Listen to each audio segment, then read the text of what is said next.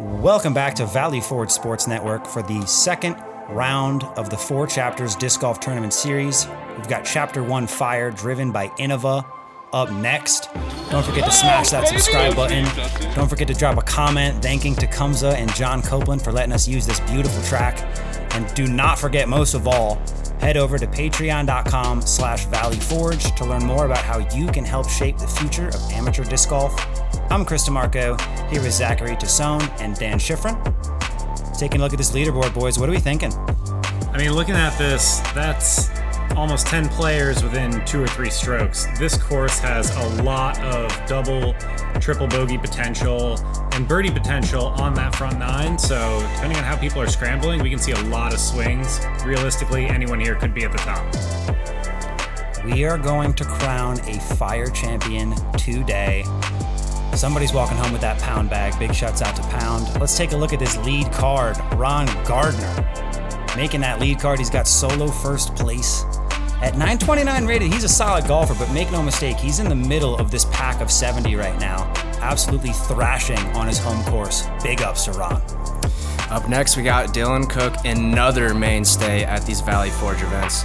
Actually, the winner of the very first Battle of Greenstone Woods, so you know he knows how to win, and you know he's looking to win today. Up next, we got RJ CHIRKIS, finding himself on lead card. He's got a really dialed in forehand game, shooting that 6 down, getting himself on coverage. And as much of a new name as he is to me, this is his 5th Valley Forge event. Wow. Rounding out the card, we got Evan Boyle, an absolute Chad lad, newly sponsored by Gateway. And let's see if he can do a little better on this back 9 in the second round. Definitely looking to carry that front 9 energy. Starting off hole number 1, pretty tight gap off the tee, but 229. Every player here is really looking to give themselves a birdie putt inside circle 1. This is one you want to get. Don't let the pressure get to you. Let's see how it goes.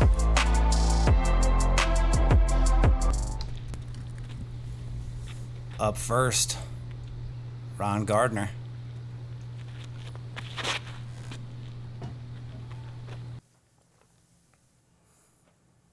It's a smooth throw. He's up there. Yeah, we saw Ron on feature card last year at this event. You gotta just give the locals some love. RJ CHIRKIS, definitely not a conventional backhand hole. Definitely not a conventional forehand hole. Yeah, I played with RJ about a year and a half ago at that Battle of Greystone Woods, and he really loves that forehand turnover for some pretty backhand obvious shots. Yeah, I wonder if he meant to take that flex line on the back door there. Could be. Could be the only path he can take with that shot. Evan Boyle, I don't think he liked that shot out of his hand. Yeah, it looked like he flipped it up a little bit. We know he loves to go for those low-speed discs. Unfortunately, that's the problem with that putter. If you flip it over just a little bit too much, it won't fight back for you. Spent a lot of that first round running these putts. Gonna be more of the same in round 2, and I love that. Yeah, Zach, you talked a lot in round 1 about that confidence he has on the comebacker. It's just such an advantage being able to run those putts from circle 2. So many protected greens on this course, it's hard to find yourself under the basket. Ron, after a nice drive, takes the birdie.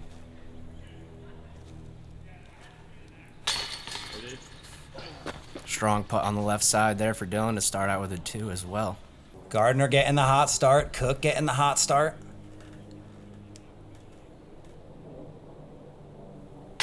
No trouble on the comebacker. Happy that we're going to be seeing more of this.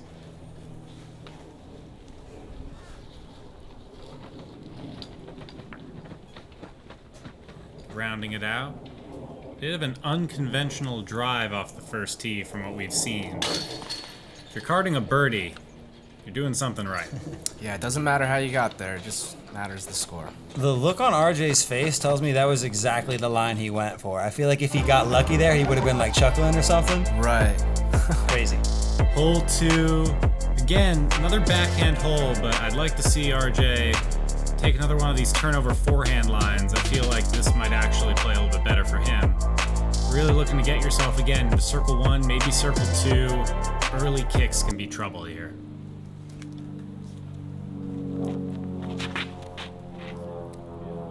Yeah, there's that early release from Ron. He actually bites off about 80, 90 feet off the fairway there. Still kind of a protected green. It's going to be difficult to get that easy tap-in par. This is just a textbook Dylan Cook hole. He loves those hyzer flip-ups. Man, I love watching Or Dylan just play. dead straight the entire way.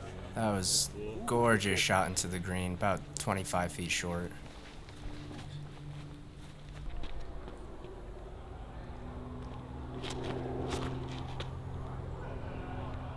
I like the idea there. Instead of going for a flip up, going for a big turnover, trying to make the gap as wide as possible, just kicking something on the right side. Is it just me, or does RJ's forehand kind of look like your forehand, Zach? I mean, he swings. Wow, I thought you were going to say Coltrera. What were you going to say, Zach? He swings his elbow out, very similar to you. So many different forms, so many different styles. Big shouts out to Evan Losh, one of the many great gentlemen we got out here today. Taking a look at the PDGA Hot Round Rating Leaderboard. Nothing quite in that 1,000 rated tier, but I mean, this is the kind of golf we want to see. Just real solid, condensed field. You just gotta love it. RJ with the quick forehand.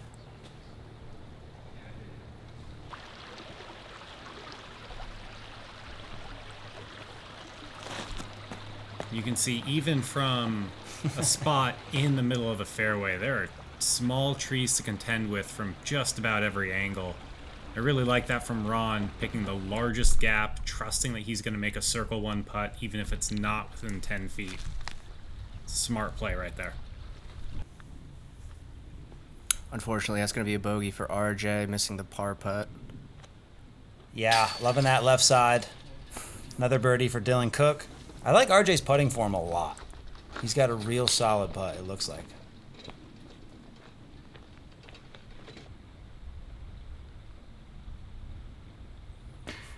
Hey. Ron with the quietest par putt I've ever seen. That local love. Yeah, gave himself a little bit of work coming back, but he converts. It feels quiet out here. What is there something missing? Something like 6'5" with long hair that's missing from this card? Let me tell you, third card was popping. Oh yeah, is that where Shane Miller's at right now? Hey, I'm caddying for him right now. Couple of pars across the board and the birdie for Cook. And I mean, it takes all kinds out here at Camp Tecumseh. A beautiful piece of property. Love to see the horseback riders out there. Hole 3, we talked about it before, very tight gap off the tee. Really favors the forehand. Some brave soul like Dylan might go for that backhand turnover, but really you're just looking to chip something up, land about 30, 40 feet short, and try not to skip it into the water. I imagine Ron's going to be going with the backhand as well. You can just see how tight you have to keep it to the right side. It's such a gradual turn. Oh, wow. Bad call on my part. He's going forehand. But I like that from somebody who isn't a big forehand player. Stand still with a faster disc as opposed to trying to power up with a slower shot. That makes a lot more sense for hitting the gap, getting up there. That was a very clean release from Ron as well. Oof. Hope to see more forehands from him. Go in. Ooh. I think it's probably up there. Out of bounds. That was a massive skip. You can play that shot and not get that skip and be 15 feet. So that's not a bad throw at all. And he's out of bounds in the circle. Just like that. No skip. RJ's got a putt, but that water's so close behind. Dylan's not concerned about it. Great balance from Dylan. Splits. Yeah, it's hard to imagine how Evan got that skip with how many roots and rocks there are in the ground.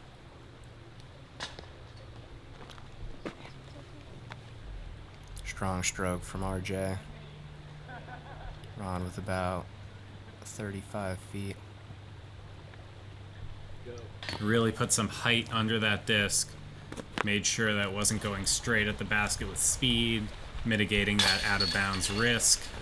Does tend to lower the accuracy just a little bit, but he seems to have a pretty floaty putt as it is.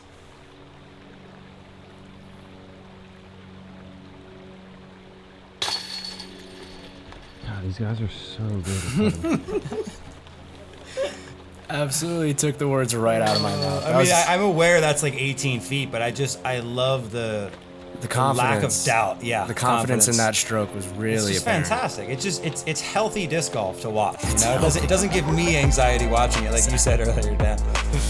Looking at hole 4, one of the harder holes on the course stats-wise, playing chip hyzer shot into a gap and hoping to leave yourself a good angle coming into the screen. Trees everywhere.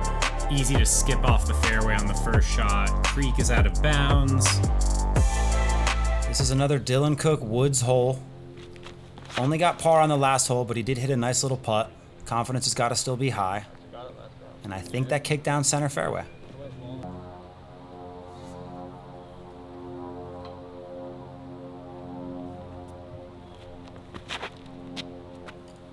You can see it's not a one-angle shot. Both of these guys flipping up a backhand ever so slightly. Is that me? You need a pushing hyzer that's not going to dump out on you too early.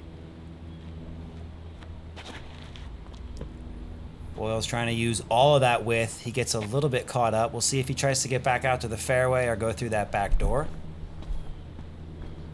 Forehand turnover from RJ. This could be huge. This could be a massive. Do it. Yes.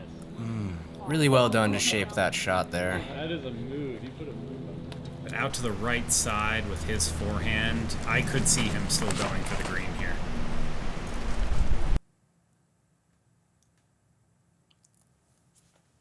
I think that's about like 80, 90 short. Still got to cross over the river. Here's Evan Boyle. He is going back door. Again, that standstill power to hit something and bounce that far from a standstill is showing you how much speed he has on that. Trying to navigate the second shot into the green with all these backdoor avenues is so tricky, and with that creek looming, makes sense why this hole's playing so difficult.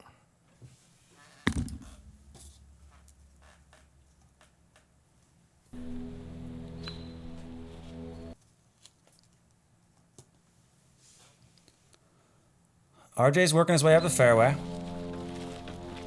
He'll have a putt for bogey.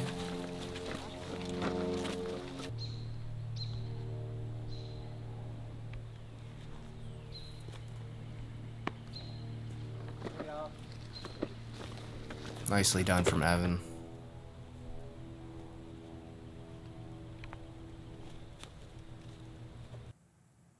Love seeing these approaches so nose up. Really mitigates the skippage of the disc back past the green. Controls the speed nicely. Yeah, nobody wants to be back there in that brush.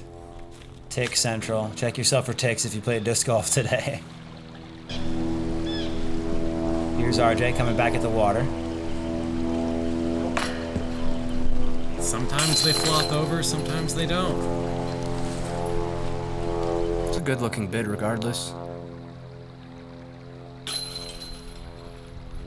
Ron, real steady. Getting out with his par.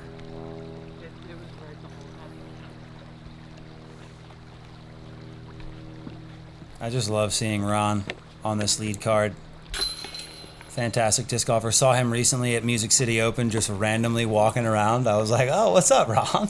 That's awesome. Yeah, him and Nadia were out there. I mean, just true fans of the sport. You love to see it. Hole 5, short par 3 up the hill, couple gaps to pick. I imagine we'll see minimum of 2 gaps chosen by this card based on forehand or backhand preference. If we're talking about like woods shots that you want, this is it. This is a must get for anyone who plays in the woods regularly. And that's a great looking shot. Yeah, I'd say this is a must get for our lead card as well. If they want to keep pushing. Dylan is absolutely feeling it right now in the woods. Another forehand from Ron. I thought he was a backhand dominant player, but he's got quite the skills with that standstill. Parks it. Absolutely parked. Beautiful shot. Nadia loves it. Gardner family approved.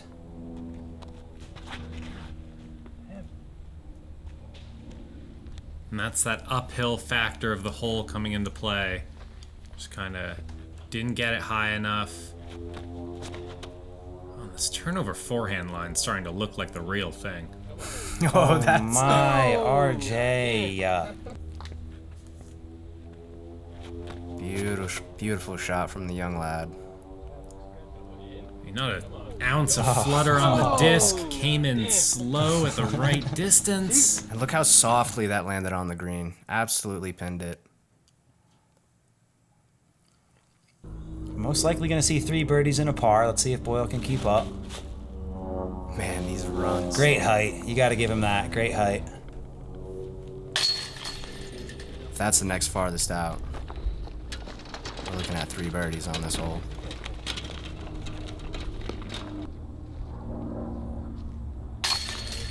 We're talking about Woods players. Evan really shredded that front 9 last round, and we're looking at his scorecard at 5 evens here, or 5 pars. You know, what are we expecting to see from him for the rest of this round? Yeah, it's not the front 9 we expected. You know, like you said, he comes out of Stafford Woods, great Woods player.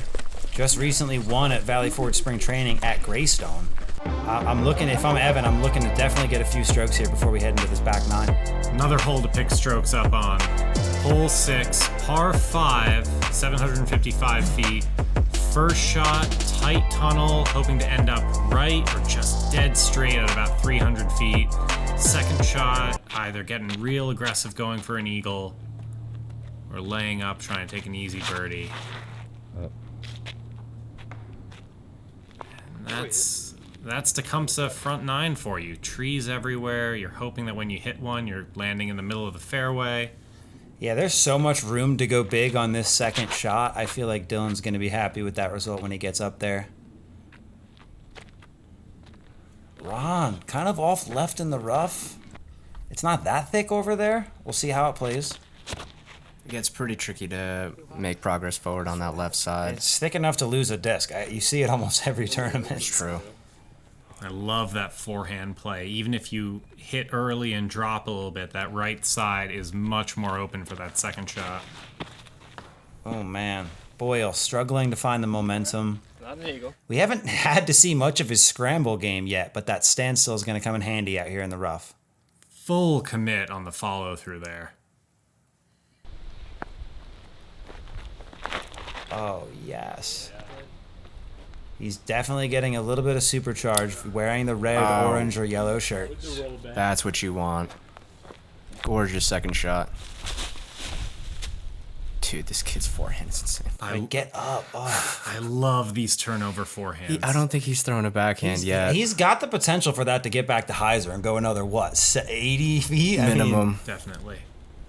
And that's the difference between a forehand dominant player and someone who just throws forehands here and there. You see Ron choosing to throw the same disc, same angle, and that forehand's working for him, but RJ is getting real creative with his. Yeah, I mean, the shot shapes he's getting out of that one stroke. there he is, the water champion himself, out here hunting for another pound bag.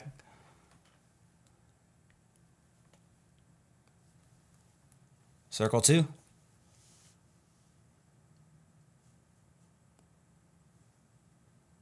Here's the eagle approach from Cook. And he's a short putt away from being 9 down.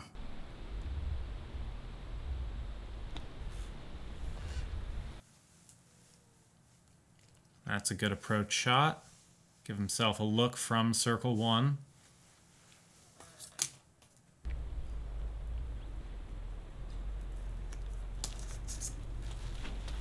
Evan with his 4th into the green. And that's going to be a really nice par. So swaggy, that little follow through he's got. Yeah, I love that hop he has in his follow through.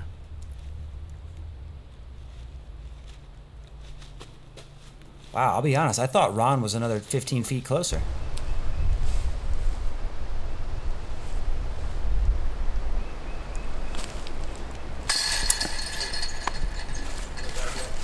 It was right side.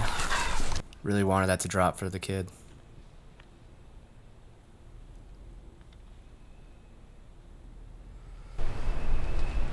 It's Ron and Dylan at the top right now. We see Ron overlooking Dylan's putt, and now he's got the comebacker for par.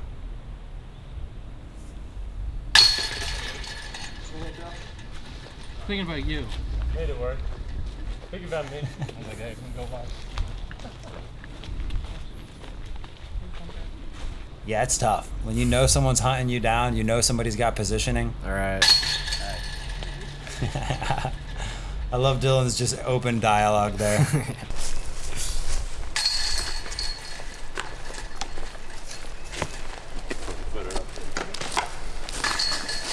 Yeah, that's a tough par for RJ. Still sitting at 7 down.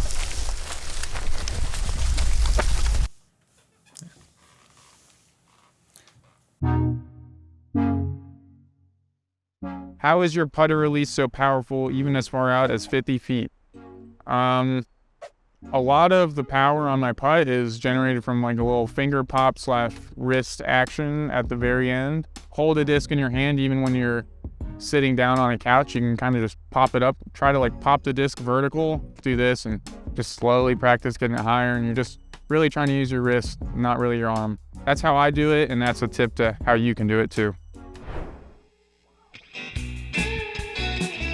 All right, thank you again so much to Innova for providing these beautiful baskets. We've got the Ring of Fire going down, and Kyle Fairbanks took it down in a quick fashion. I've never seen a Ring of Fire with 72 players be 1 in 2 rounds before. I mean, that was crazy. That was seriously awesome to watch.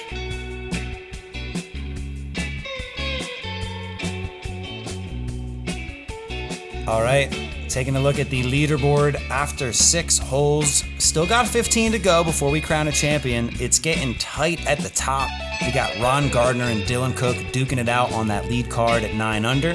Timur Savin close behind at 8 down. We've got Adrian Cohn on the second card. I mean, Timur's from 3rd card right now. That should tell you how thick this field is. Yeah, he was playing really awesome in the front 9. Moving on, hole 7, par 3, 424 feet.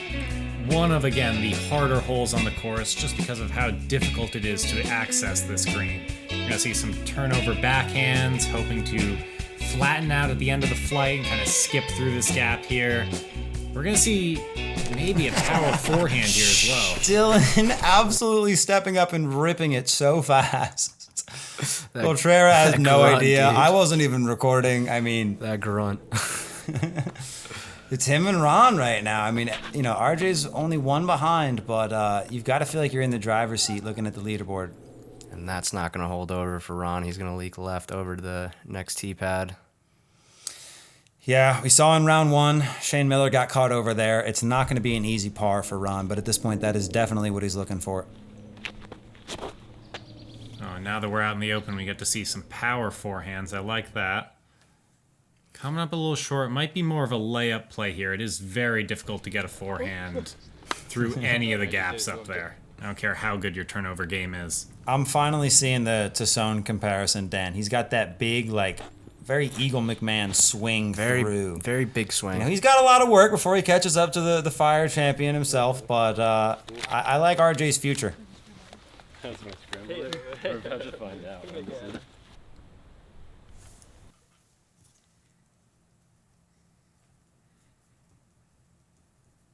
Dylan's approach coming up just a bit short. He'll have a downhill putt for the par. Ron looks to be trying to come back to the basket through the fairway here with this big flex. I wonder why he didn't go with the backhand hyzer from that position. It's just so crowded. Oh, okay. Even with the clockwise saying. spin, Yeah, I feel like the interesting. kick even would have been more generous than the forehand. Might have been the footing. I don't know, but now he's shooting par here from a distance. Oh. I mean, he was probably afraid of just playing the pure hyzer. The hill kind of escapes low left behind the basket there. He's got a long putt for bogey now, and Dylan's got a short putt for his par.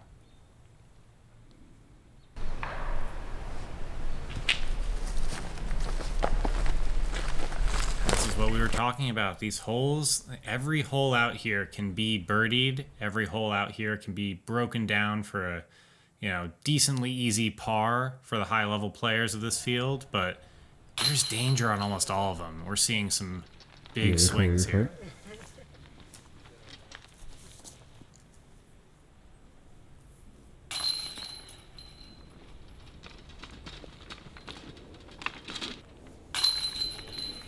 Double bogey for Ron's really going to set him back on the pace. Everyone else carding their pars. RJ with the masterful tapping. Masterful. Proper tap-in form is important at the high level. Everyone needs to have their own little thing. Masterful piece of camera work there. Moving on, hole 8, par 4, 569 feet. First shot, big bomber shot. Really just, how do you want to play the second shot? Do you want to end up on the hill so you have the height advantage? Do you want to end up down to the right so you have flat footing? Dan, you remember when I busted out that cricket term a few years back?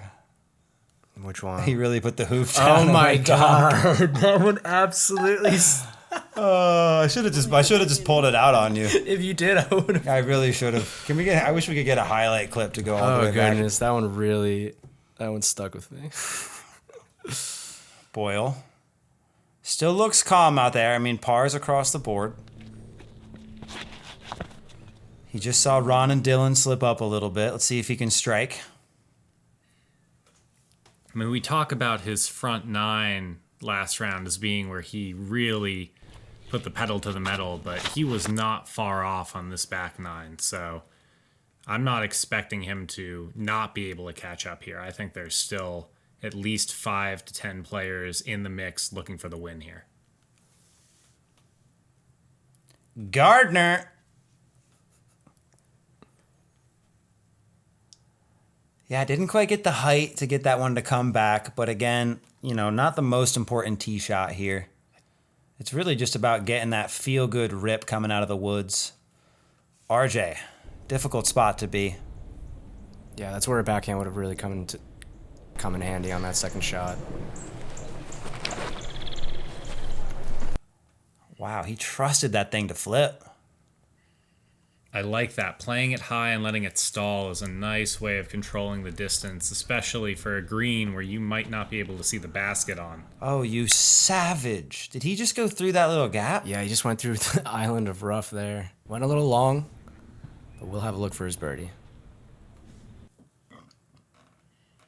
Now that we're watching the second shots here, I watched Jacob Liss throw this into circle 2 off the tee.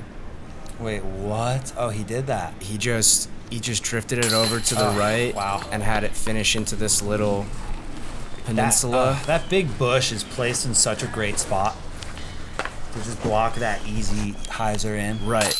You have to actually shape that S-curve. Zach, I bet you wish you had a chance to get back on coverage in some pro events this year.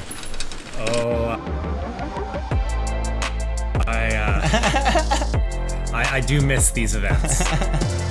Tell us about hole 9. Par 3, 317 downhill.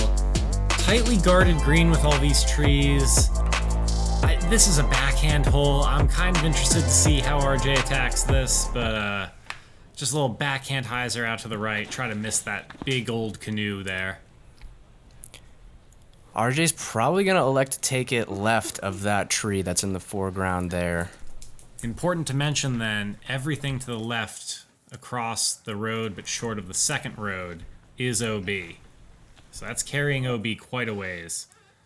Oh, we saw that hit. Ooh, stayed in. He didn't get Henderson there. 50 grinds all day. And it's important right now. A little bit of back and forth on his scorecard. There's that weird little mental thing after you finish the 9th hole. It really carries into your back 9 momentum. Ooh, Ron getting the road skip. Feisty. And almost hitting metal, but he's gonna leak to circle 2. That's got to be our 3rd, 4th ace run today from this card. Yeah. Looks like RJ's going with the flex here. Nope, hyzer on the left side. Yeah, pretty viable play, but it's a smaller gap to hit. I wonder how long RJ's been playing. I mean, 919, solid rating. Obviously, if he had that backhand for some of the weird technical approaches, but the putt, even though he hasn't been hitting, it looks like really good form. Really good I'm wondering stroke. what's missing in his game. Obviously, I guess it's just that backhand. I think it's that backhand. He's going with the forehand on shots where it would be a routine backhand.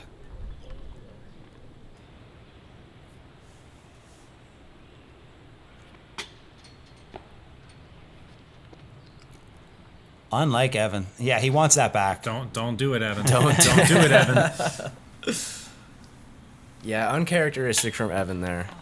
It must feel good to... Oh, RJ. Dang. Definitely had to straddle out there outside of that tree for sure. Yeah, that Guardian was in his head. But it must feel good for Evan missing from like 35, and we say it's uncharacteristic.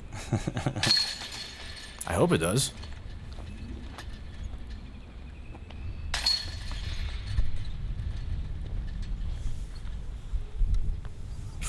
Shout out to Tim in the hammock. Oh, good eye. And shout out to Innova for the sponsorship. Thank you guys so much for providing all these baskets for the event. We've got a couple more prizes to give away, mainly that pound bag going to the Fire King. Taking a look at that leaderboard after 9 holes, and we've got a 4-way tie at first. Ron Gardner, Dylan Cook, Timmer Savin, and a new name on the leaderboard, Robbie Kremler at 9 down. He had a big win in a playoff here at this event last year. So it's safe to say he's used to some kind of pressure coming down the stretch. Zach, we've got 9 holes left. The leaderboard's looking like a Pro Tour moving day out there. I mean, what does it take to win coming down the stretch in terms of play and in terms of mentality here at Chapter 1 Fire? Well, the back 9 here is, in my opinion, the more scoreable 9, especially for some of these top-level amateur players who are throwing further. Really what it takes is going out there, knowing your game plan for how you want to birdie these holes, and not getting in your head. If you miss one, that's fine, but you can't miss one, let it get to you, and then mess up the next 2 or 3. That's taking you out of contention. 4-way tie in first. We've got a couple other players right behind. Don't forget to click subscribe to the video. Drop a comment down below. Let us know what courses you want to see us at next, and we will see you on the back 9. Like and subscribe, hit that notification bell. What he said. What I said. Done. Good.